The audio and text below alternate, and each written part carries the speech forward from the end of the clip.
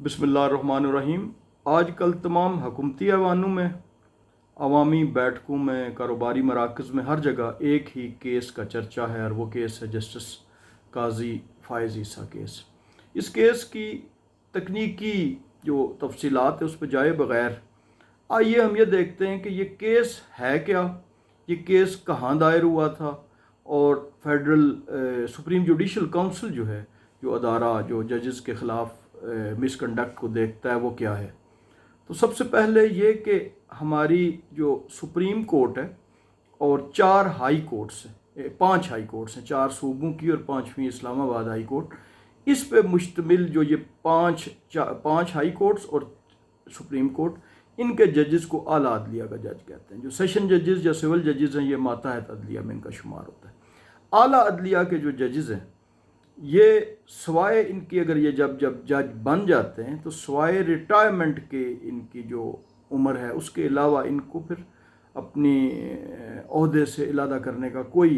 इख्तियार किसी के पास नहीं है सवाए सुप्रीम जुडिशल काउंसिल के। तो सुप्रीम जुडिशल काउंसिल ही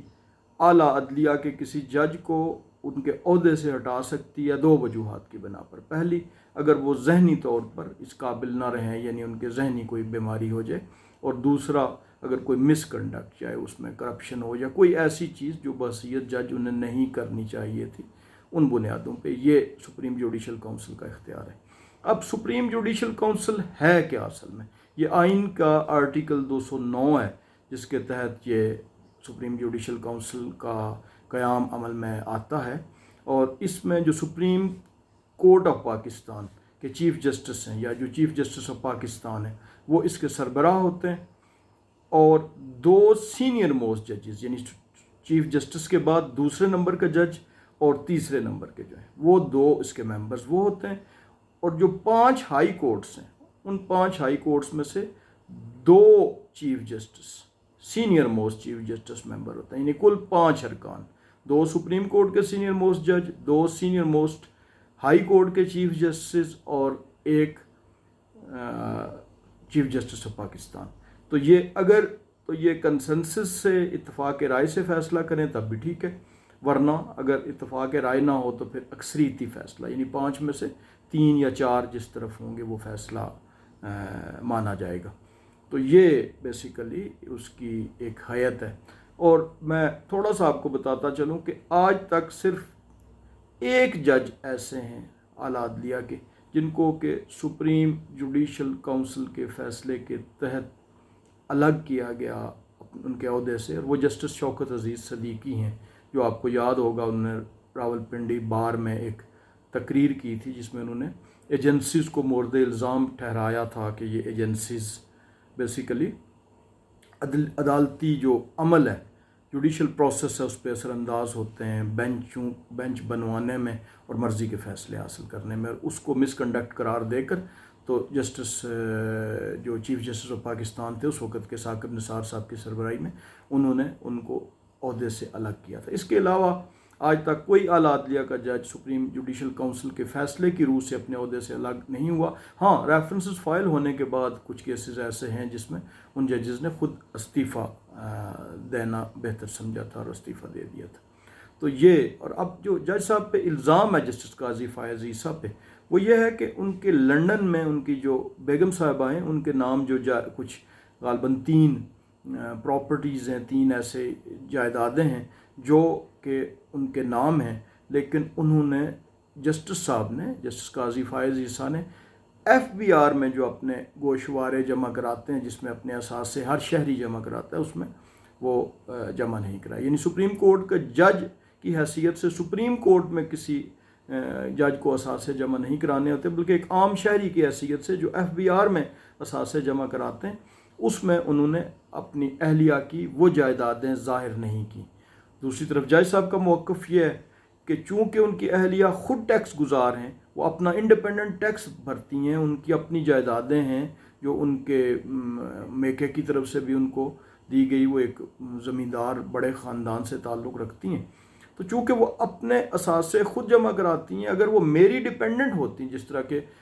घरेलू खातून खाना जो सिर्फ جن کا اپنا کوئی ٹیکس ریٹرن نہیں ہوتا اور اپنا ذرائع آمدن نہیں ہوتے، ان کے تو ان کا جو اسپاؤز ہے یا خاوند ہے وہ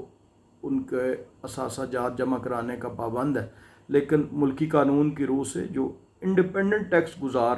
جن کا اپنا ذرائع آمدن ہے اس کا وہ، تو یہ بیسیکلی مقدمہ یہ تھا۔ لیکن جب سپریم جوڈیشل کونسل میں وہ کیس چلنا شروع ہوا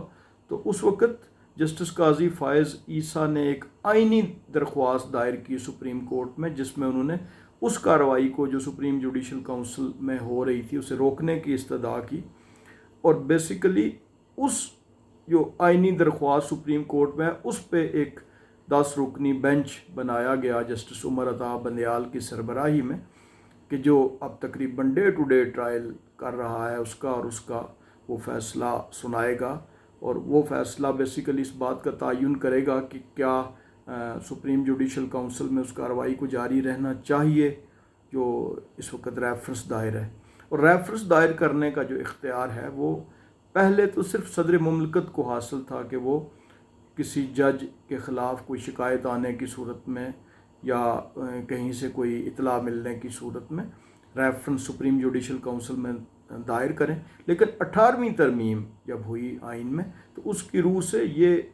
اختیار سو موٹو کی حالت میں سپریم جوڈیشل کونسل کو خود بھی مل گیا تھا کہ وہ مقدمے کی اپنا جو ریفرنس ہے وہ سو موٹو بھی وہ یعنی کارروائی کر سکتی ہے کسی جج کے خلاف اگر صدر ریفرنس دائر نہیں بھی کرتے۔ لیکن اس کیس میں وفاقی حکومت نے کی ایڈوائز پہ صدر مملکت نے ریفرنس دائر کیا ہوا ہے، اور اس وقت جو وفاقی وزیر ہیں سابق وفاقی وزیر فروغ نسیم صاحب وہ اپنی وزارت چھوڑ کے تو اس وقت اس مقدمے کی پیروی کر رہے ہیں، اور منیر ملک جو ہیں وہ سپریم کورٹ کے جسٹس قاضی فائز عیسیٰ صاحب کی پیروی کر رہے ہیں، اور اس وقت پورے ملک کی نظریں اس کیس پہ لگی ہوئی ہیں۔ دیکھیں اس کیس کا کیا انجام ہوتا ہے، لیکن جو بھی ہوگا یہ کیس تاریخ میں لکھا جائے گا اور جسٹس قاضی فائز عیسیٰ کا نام پاکستان کی عدالتی تاریخ میں ہمیشہ زندہ رہے گا۔